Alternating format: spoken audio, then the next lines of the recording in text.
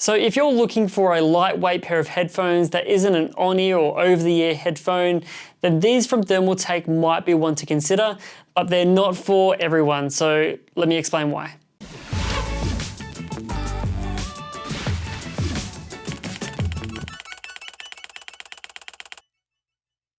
G'day guys, welcome back to the channel. My name is Sean and today we're going to be taking a look at the Thermaltake ISURUS Pro in-ear gaming headphones from Thermaltake. These are a bit of a different pair of headphones to what I've been testing and using in the past. And as you can see, they have a in-ear design, so they go in the ear canal.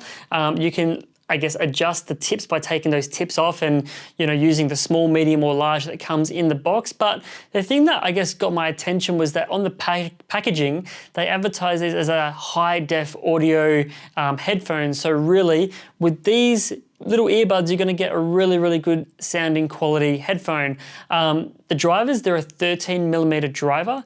You also have a inline microphone, so you can use this on your PC, your console, your mobile phone, your Nintendo Switch. There's a whole arrangement of different products that you can use these with, and they're really small and lightweight. These things only weigh together about 180 grams. So, if you want to put them on your head and just have them around your neck, you sort of barely notice that they're there. If you want to remove the band, you can actually just go ahead and pull that band out and you can just have them as normal headphones. Obviously, you can see that the little ear tips that go in, they do stick out quite a bit. They're not like an Apple AirPod or an EarPod or anything like that. They are meant to go into the ear and provide a bit of suction to sort of block out the outside world, which from my testing, it definitely did do that. And the audio quality from these is actually bloody amazing compared to the Thermaltake Shock XT headphones that I just tested and reviewed in the previous video.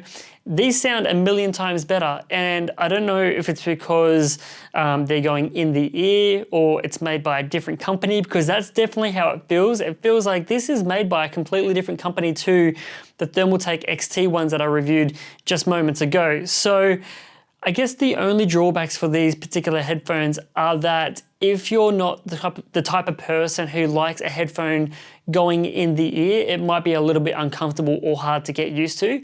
But on the flip side, it's getting towards summertime here in Australia, and on-ear headphones can get quite uncomfortable, quite hot, they can become quite sweaty, and they can get a bit gross. So maybe having something that goes in the ear that is lightweight to let your ear breathe and let your sort of head regulate its own temperature normally is maybe something that would make you consider a pair of headphones like this.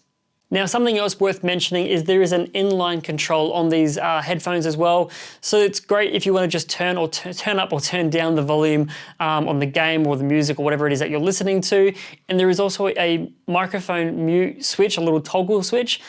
One little thing, it's a little nitpick, but with the mute switch on the microphone, it doesn't tell you based on the switch if it's muted or not. There's no little sort of color indicator, like a little sticker on the inside to tell you that it's in the on or off position. So you have to refer back to the manual to know which mode it is, and then kind of remember that for future, where I guess if you're thinking about other microphones, headphones that have an inline control, they normally have like a little switch with a little bit of, painted plastic to tell you if it's in the on or off position. So that would be nice to have that. But these headphones, I don't know if I've mentioned the price yet, but they're only $69 here in Australia, which again, compared to the XTs cost $89 here in Australia. These are a cheaper headphone.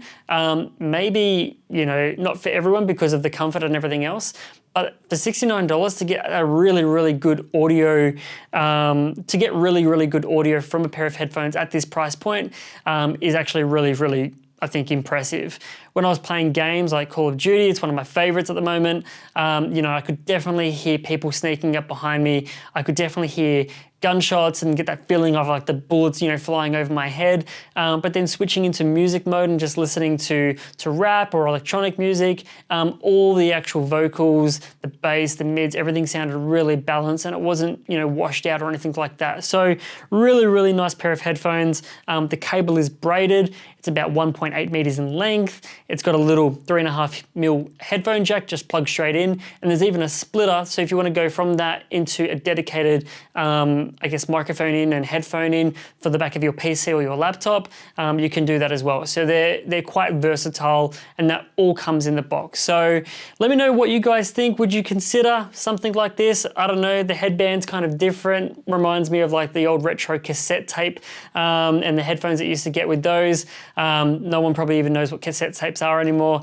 But I particularly love these headphones, but I'm going to give them away. So if you guys would...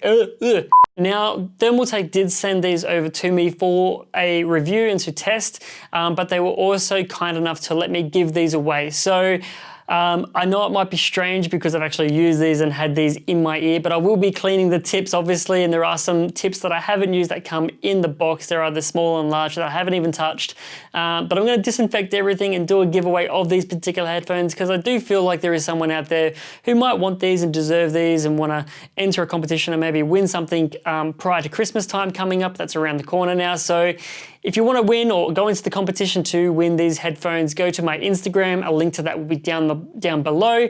There'll be a post with some information about the competition, and one of you lucky guys or girls or whoever can win these headphones. So now that we're at the end of this video, let me know what you particularly liked or disliked about these headphones. Would you consider them or not consider them?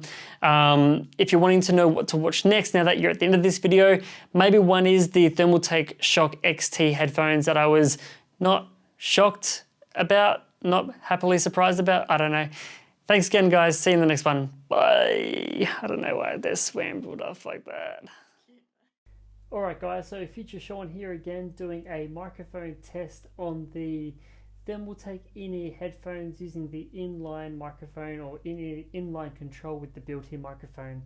I don't know what's going on. I've tried this pair of headphones with a PC, with an iPhone, with a MacBook Pro, using either the built-in just 3.5mm jack or using the splitter in the back of my PC, and I just cannot get a good quality recording from this microphone. What you're actually hearing right now is, I guess, the audio from the microphone actually being captured by my iPad. That was the only device that I could get to give me some sort of consistency with the microphone, and I'm not sure if it's exactly representative of how this microphone sounds. It might be, but that's just been my experience. So it's not really a headset that I would say you should go out and buy for the microphone. If you're just wanting something to listen to really good quality music or to play games with, the headphones are great, but the microphone is there's definitely something going on. So I don't know, maybe Thermaltake can shed some light on what the particular issue is here. So let me know what you guys think, and other than that, we'll go back to the video.